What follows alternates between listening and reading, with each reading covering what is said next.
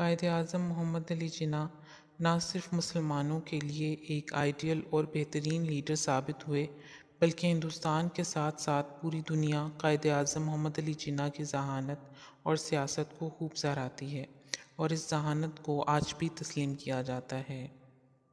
بانی پاکستان قائد اعظم محمد علی جناح قدرتی طور پر اعلیٰ درجے کے ذہین، فطن اور حاضر جواب شخص واقع ہوئے تھے۔ قائد اعظم محمد علی جناح کی ذہانت اور حاضر جوابی کے کئی قصے موجود ہیں جنہیں آج بھی لوگ اگر سنتے ہیں تو دنگ رہ جاتے ہیں۔ ہماری آج کی یہ ویڈیو انہی واقعات میں سے چند ایک واقعات میں مبنی ہے جسے سن کر آپ بھی دنگ رہ جائیں گے اور ان کی حاضر جوابی کو سرائے بغیر نہیں رہ سکیں گے۔ تو آئیے شروع کرتے ہیں آج کی ویڈیو۔ ایک بار قائد اعظم محمد علی جناح اسکول اور کالج کے طلباء سے خطاب کر رہے تھے۔ ایک ہندو لڑکے نے کھڑے ہو کر آپ سے کہا کہ آپ ہندوستان کا بٹوارا کر کے ہمیں کیوں تقسیم کرنا چاہتے ہیں؟ آپ میں اور ہم میں کیا فرق ہے؟ آپ کچھ دیر تو خاموش رہے تو اسٹوڈنٹس نے آپ پر جملے کسنے شروع کر دیے۔ کچھ نے کہا کہ آپ کے پاس اس کا جواب نہیں ہے اور پھر ہر طرف سے ہندو لڑکوں کی ہوٹنگ اور قہقہوں کی آوازیں سنانے دینے لگیں۔ قائد اعظم نے ایک پانی کا گلاس منگوایا۔ آپ نے تھوڑا سا پانی پیا، پھر اس کو میز پر رکھ دیا۔ آپ نے ایک ہندو لڑکے کو بلایا اور اسے باقی بچا ہوا پانی پینے کو کہا تو ہندو لڑکے نے وہ پانی پینے سے انکار کر دیا۔ پھر آپ نے ایک مسلمان لڑکے کو بلایا۔ آپ نے وہی بچا ہوا پانی اس مسلمان لڑکے کو دیا تو وہ فوراً قائد اعظم کا بچا ہوا پانی پی گیا۔ آپ پھر سب طلباء سے مخاطب ہوئے اور فرمایا کہ یہ دیکھو، یہ فرق ہے آپ میں اور ہم میں۔ ہر طرف سناٹا چھا گیا کیونکہ سب کے سامنے فرق واضح ہو چکا تھا۔ قائد اعظم محمد علی جناح جب بھی ریل کے ذریعے سفر کرتے تھے تو وہ فرسٹ کلاس میں سفر کرتے تھے اور اپنے لیے 2 برتھ مخصوص کرایا کرتے تھے۔ کسی نے ان پر اعتراض کیا کہ جب ہندوؤں کے لیڈر گاندھی سفر کرتے ہیں تو وہ 3rd کلاس ڈبے میں سفر کرتے ہیں جبکہ آپ ہمیشہ فرسٹ کلاس کو ترجیح دیتے ہیں۔ تو قائد اعظم محمد علی جناح نے برجستہ جواب دیا کہ گاندھی جب بھی سفر کرتے ہیں ان کا خرچ کانگریس اٹھاتی ہے جبکہ میں جب سفر کرتا ہوں میں اپنی جیب سے ٹکٹ خرید کر ہی سفر کرتا ہوں۔ اس کے بعد قائد اعظم محمد علی جناح نے 2 برتھ بک کروانے کی وجہ بھی بتائی۔ آپ کا کہنا تھا کہ جب میں پہلے سفر کیا کرتا تھا تو میں ہمیشہ ایک ہی برتھ بک کروایا کرتا تھا، لیکن پھر میرے ساتھ ایک ایسا واقعہ ہوا جس کے بعد میں ہمیشہ 2 برتھ ہی مخصوص کرواتا ہوں۔ جو واقعہ انہوں نے سنایا وہ واقعہ کچھ یوں تھا۔ ایک بار میں ممبئی سے لکھنؤ جا رہا تھا۔ کسی چھوٹے اسٹیشن پر ریل رکی تو ایک اینگلو انڈین لڑکی میرے ڈبے میں آ کر دوسرے برتھ پر بیٹھ گئی۔ چونکہ میں نے ایک ہی برتھ مخصوص کروائی ہوئی تھی اس لیے خاموش رہا۔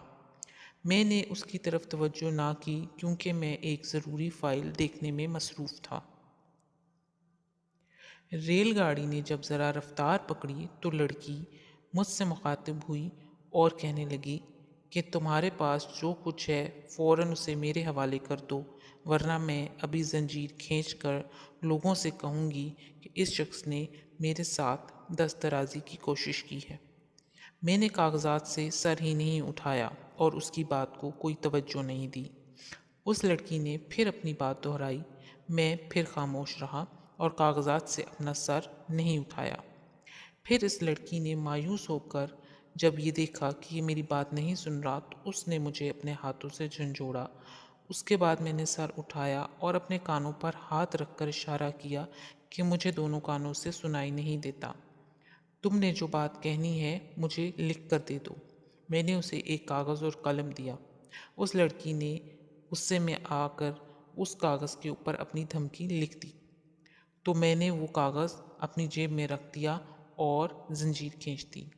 گاڑی رکنے پر جب گارڈ میرے ڈبے میں آئے تو میں نے وہ تحریر ان کے حوالے کرتے ہوئے سارا ماجرا بیان کر دیا اور اسے ماتحریر ریلوے حکام کے حوالے کر دیا۔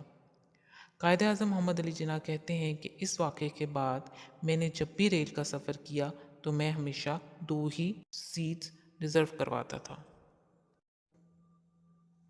جب قائد اعظم لندن یونیورسٹی میں قانون کی تعلیم حاصل کر رہے تھے، اس وقت ان کے ایک پروفیسر کو ان کے ساتھ کچھ خاص بغض تھا۔ ایک روز لنچ کے وقت قائد اعظم انہی کے ساتھ میز پر کھانے کے لیے بیٹھ گئے۔ یہ دیکھ کر ان پروفیسر صاحب نے فقرہ کسا کہ مسٹر جناح، کیا تم نہیں جانتے کہ خنزیر اور پرندہ ایک ساتھ بیٹھ کر کھانا نہیں کھا سکتے؟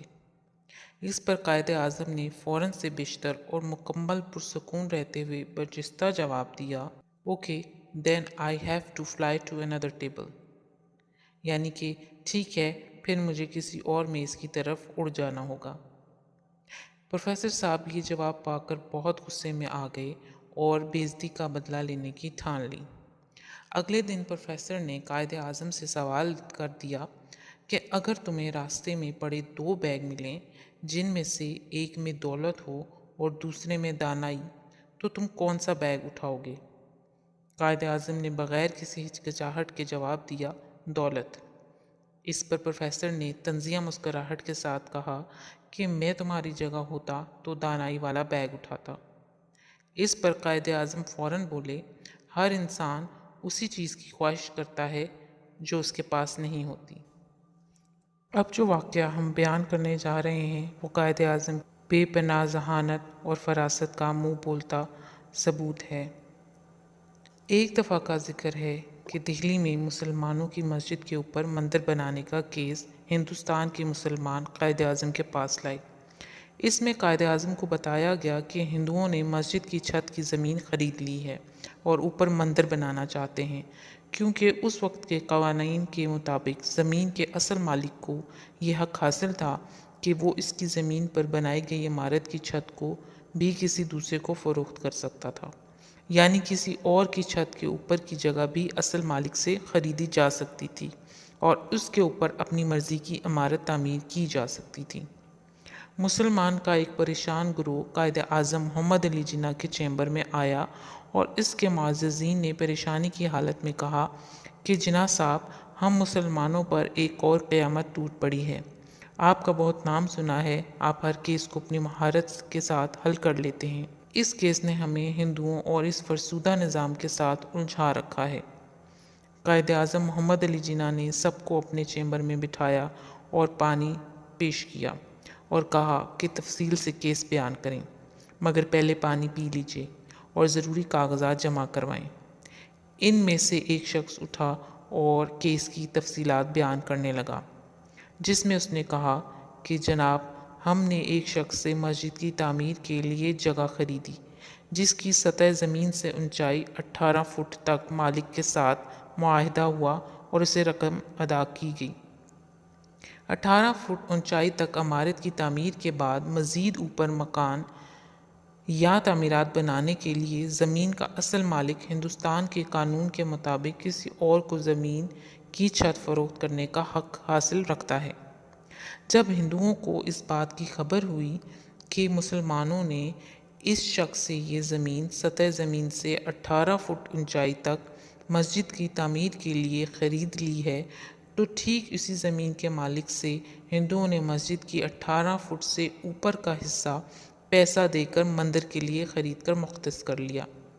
اب ہندو اس انتظار میں ہیں کہ ہم مسجد بنائیں اور وہ اس کے بعد مسجد کے اوپر مندر کی تعمیر کریں، جو گناہ کبیرہ ہوگا اور مسلمانوں کے ہوتے ہوئے مسجد کی بے حرمتی اور مسلمانوں کے صبر کا امتحان بھی ہوگا۔